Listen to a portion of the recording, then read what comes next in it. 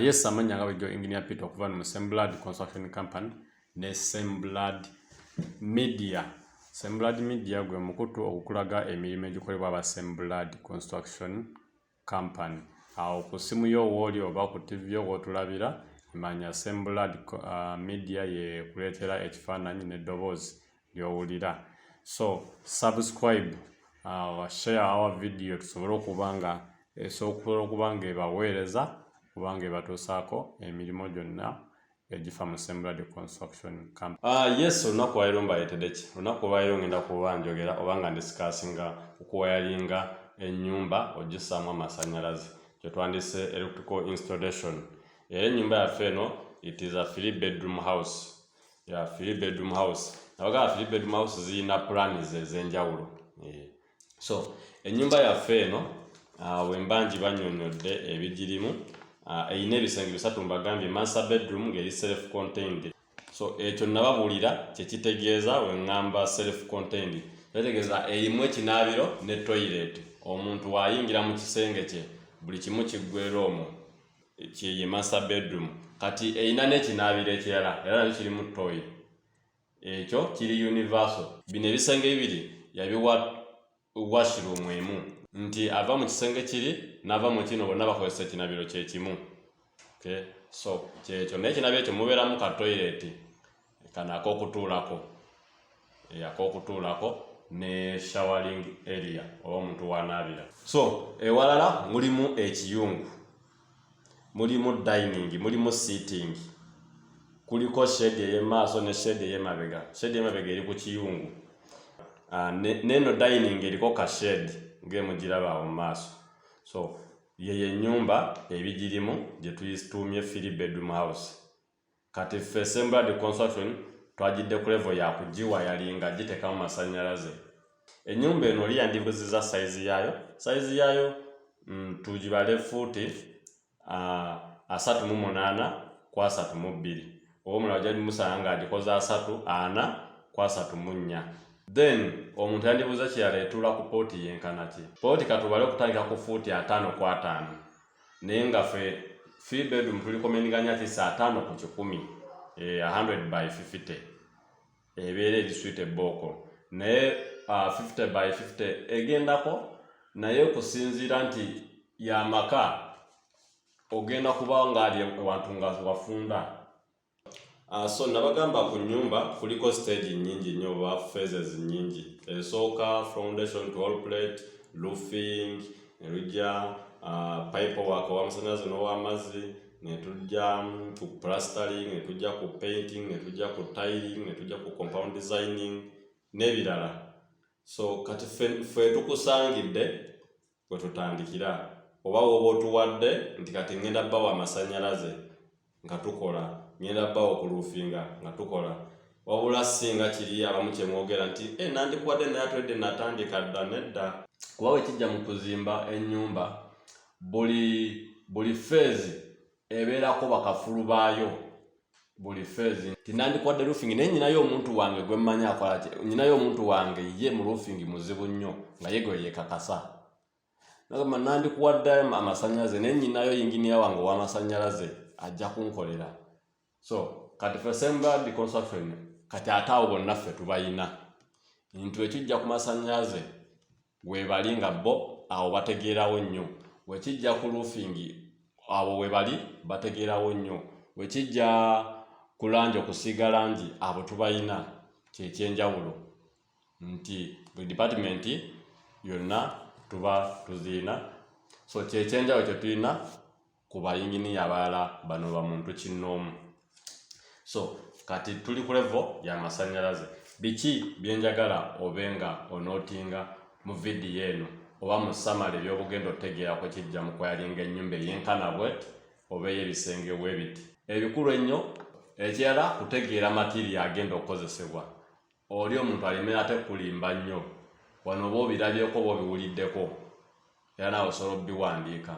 Ennyumba eno ya residential si commercial. Nti ennyumba eno y'amaka waliwo material atabulwa ku list.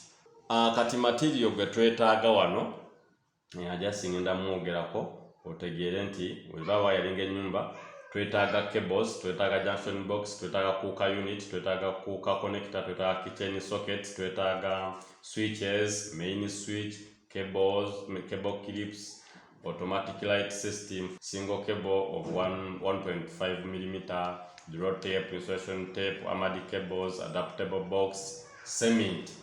Byebyo ebintu bye twetaaga okubanga tubikozesa mu kuinstallinga ennyumba efaanana bwetyo.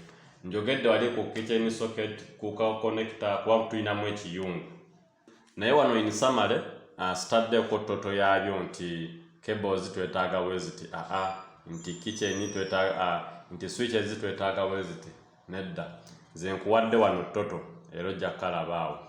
Earthing system etumalako emitwalo nga 23 n'ekitundu. Cables ne zitumalako nga kakadde kamu mu emitwalo 67.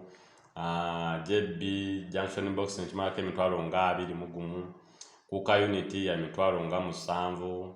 Cooker connector ya mitwalo 2. Kitchen socket mitwalo 6. Okay. Switches tuzibalidde emitwalo 24 nkassanvu. Cable clips emitwalo 5. Automatic light system for day and night tuzibalidde emitwalo nga 7. Other sockets tuzibalidde emitwalo 25. Nze mbaze toto yazo wano kuba twabikotinga ne tubibala nti twetaaga switch weziti ne tukubisaamu sente. Kati sente ze mbagamba wano nti twabala twetaaga switch oba 20. Okay, ne tuzikubisaamu zezo sente. So kati ffe twabicalculatinga, that's why mbawadde toto. So wano ku final omuntu yebuuza wetaaga sente mmeka, that is mu material, okusinziira ku socket ezirimu, switches ezirimu n'obugazi bw'ennyumba. Kyobala nabawadde ebipimo wali roughly.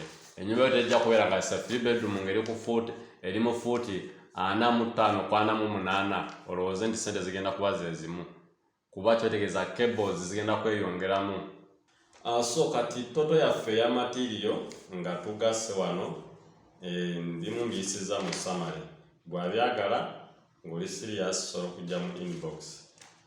Kuba nze ngezaako bakubira torch kuggwa alina ennyumba efaanana bwetyo oba egezaako okuba nga yenkanankana n'eyo ng'erina ebintu oba ng'erina features zezimu ng'eno gye ndi mukola wano, otegeera ofune ekifaananyi.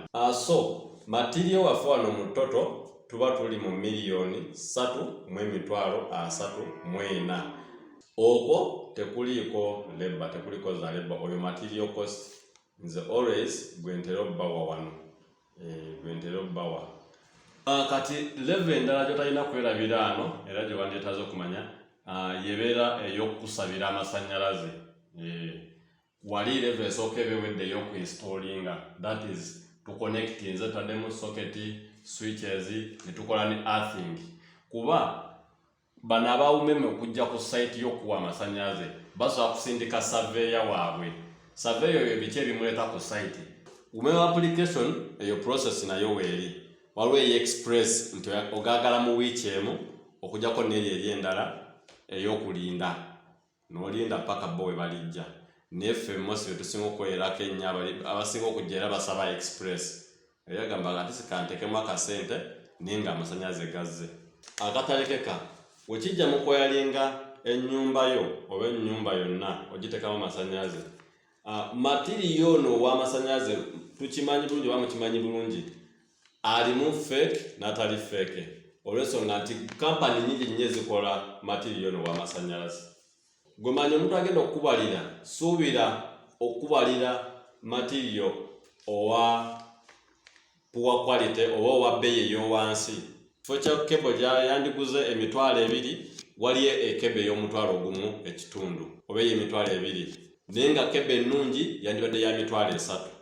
Nga nammwe mubiraba bye mugula electrical appliances emugula, n'ogula extension n'ekola wiiki emu n'efa, n'ogula bulb n'eyaka wiiki emu n'eyonooneka.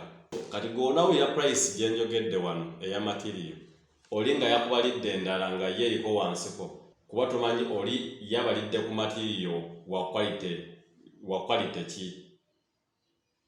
Nti ffe Semblad Construction tubala material oyo ayina quality ennungi kuba tuba twewala ebizibu ebiyinza okuvawo singa tukozeseza quality ey'owansi. So ono agenda okuwalira abamu tajja kufa ku mutindo gwa kintu kyaggulidde, yajja kufa okugulira kintu okirabeko nti eno switch, nti eno socket. Otherwise ngenda kubamba kumi ano Engineer Peter okuva no ku Semblad Construction, your number one construction company.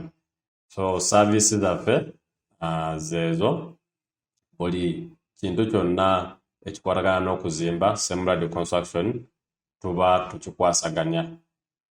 Tuyina abantu abali professional mu mirimu gino egy'okuzimba, so kusiba tiles, masannyalaze, kukola roofing, ebyo byonna, kufunira plan y'ennyumba oba kukubira plan y'ennyumba, kubalira material w'ekizimbe kyo ky'ogenda otandika, that is B.O.Q.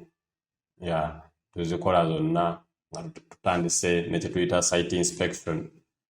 Kolagana ne Semblad Construction tojja kwejusa ne project yo. Mbagala nnyo. See you next time. Bye bye.